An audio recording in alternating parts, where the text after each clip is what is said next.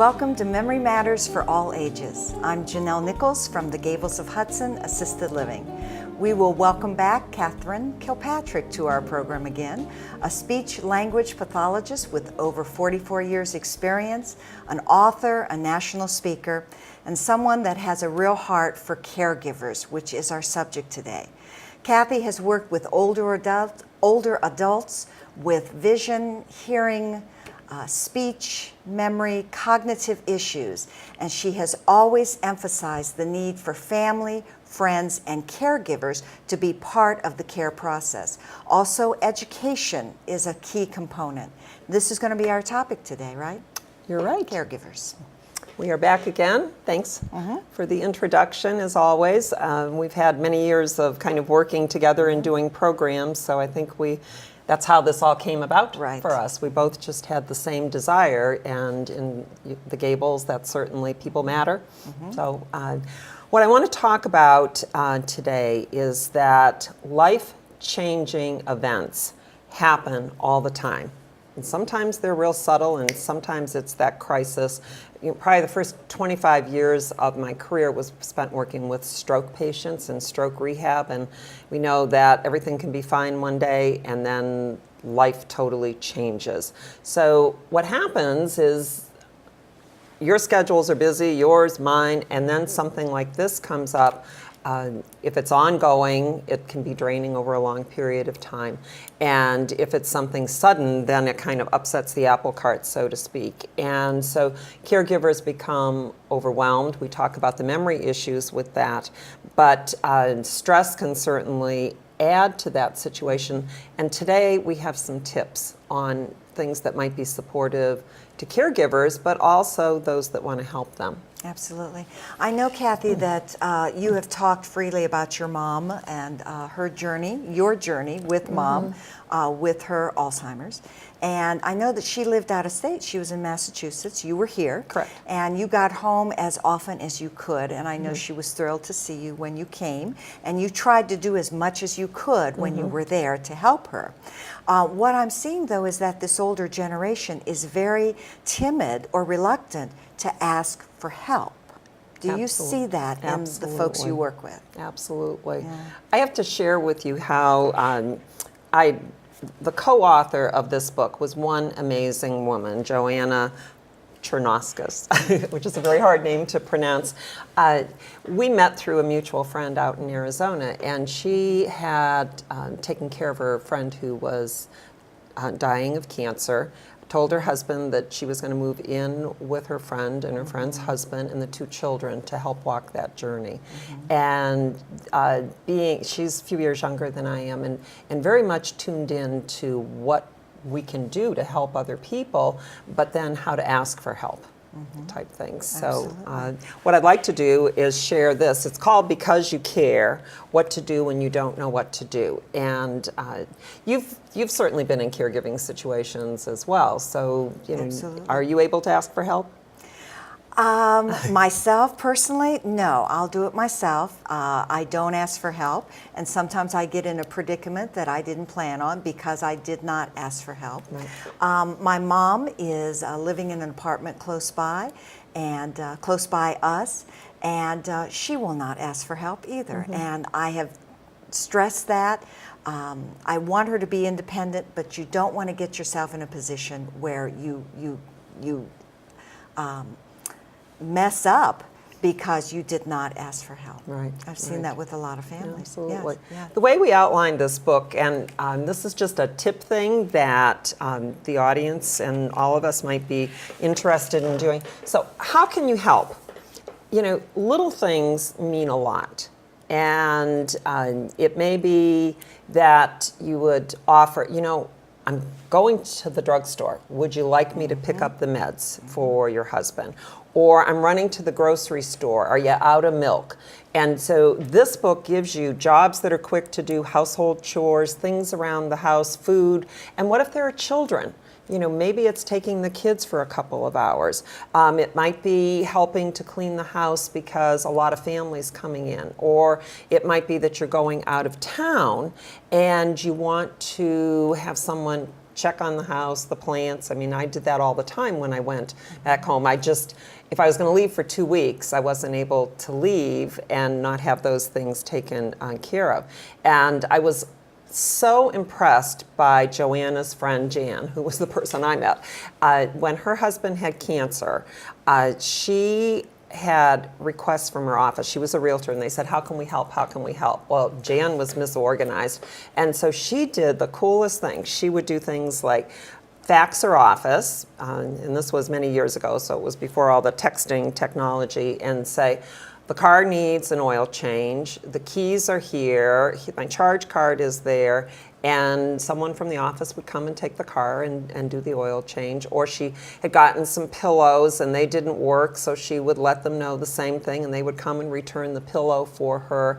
And then it was very interesting, she contacted the Phoenix Orchestra, and they had been patrons for decades, and they came and did a small presentation at their home for him. And I was so impressed by how the little things that could make such a difference for someone that just is on their way to doing something else. Absolutely. Or the church group. There's a gal from our church that simply goes by a shut-in's home, a senior, and waters her plants. On her porch, her plants, which are so dear to her, the gal sits in the rocker and watches her, and it's that little thing that just picks her spirits up, makes her so happy. And it's a big help. Absolutely, absolutely. Then another section in here is regarding professional skills. Now, I don't have time to do my errands, so I don't know that I'd be offering to do that for someone, because it would be one more thing on my to-do list. But I would be very much interested in donating my professional skills, which I often do. Excuse me, a friend will say, could you talk to this person that works with my son? They're worried about, their mom or dad or has dementia. And so I will offer some information that way, and I feel that that's something they might not have gotten from someone else. Excuse me. And so it might be that go ahead, you take an example. Okay, all right. Sorry about that. I'll give a quick example of my best friend from years ago. Her mother, she was out of town, and her mother was here, and her mother was quite ill and a senior, and I went every day just to spend, 30 minutes with her, but a couple times a week I would vacuum. I would vacuum her house, because when she was well, she was a very particular housekeeper, and that made her so happy. Yeah. Just the little things, like you're saying, just the little things. I mean, it might be someone professionally who could set up a Wi-Fi system in your house, or Skype, or someone that could fix that leaky faucet. Right. Or we might have someone with travel arrangements, and they need to go out of town, and they're just overwhelmed with everything else. So you might scout out the best prices and then give them a list and say, here are some things that might work. Or it might even be someone coming in to pay the bills. Pay the bills, absolutely. Sit down and write the checks with someone who has a vision impairment or the cognitive impairment that should no longer do that. A trusted family friend or someone that the family trusts, just to write the checks and keep everything up to date, pay those utility bills.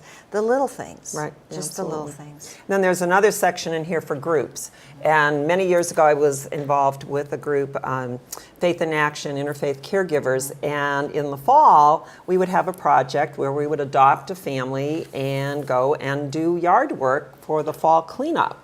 And it was just a really neat thing. There was a son from out of town in this particular situation, and he came in frequently, but as we know, when the leaves fall, they fall, and then the snow comes. So, and it was like trimming the bushes for safety reasons around the house, and so you get together a group that may want to help. And here's the other way that the book can be used.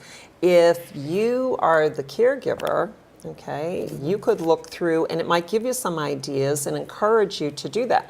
So when I was writing the book, I had a woman that proofread, or I was having her look at this to maybe get some ideas, and she said, oh, nobody can help out. I've got a daycare center that I run for kids. I moved my aunt in, and she can't help with any of that, and I just really want to do her care. So I gave her this list, and we went through some things. Well, she said, maybe someone could come over and have lunch with my mom while I'm taking care of the kids. So someone from the church group came and did that. They ended up becoming really good friends and spending a lot of time together. It was pretty neat. So I think a lot of churches have ministries and ministry groups that you can reach out to. Check your own church.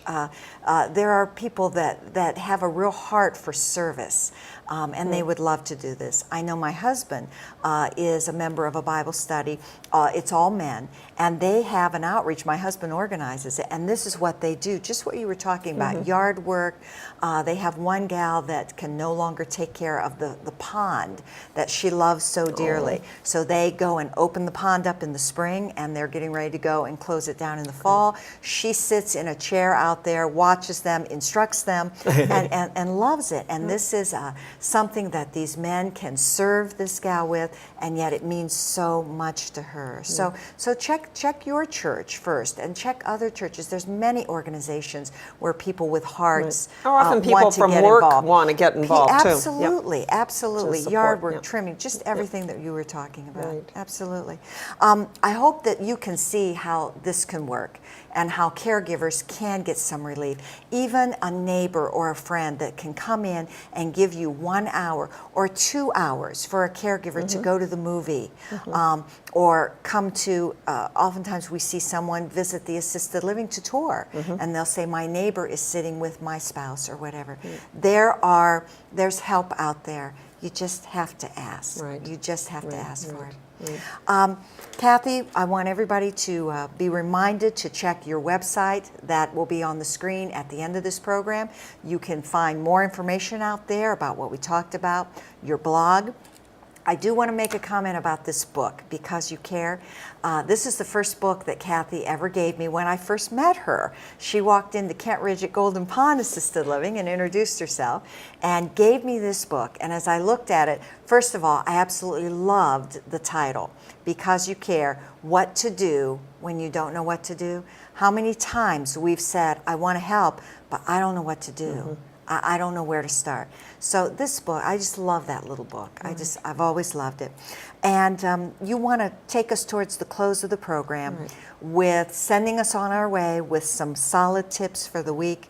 What do you have for us today? Just a couple of quick ones. We don't want to add to caregiver stress. So one, and there's a lot of those tidbits in here, schedule a convenient time for them because of their situation.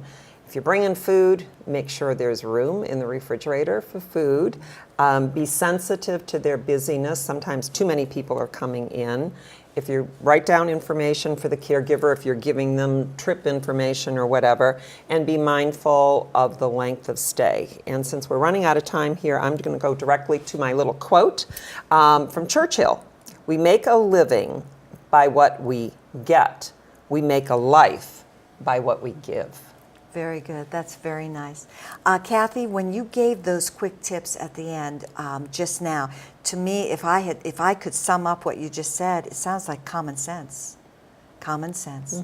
Think about the person, be considerate, and simply some common sense. Absolutely. Thank you so much, Kathy. Thank you all for watching. We'll be here next week.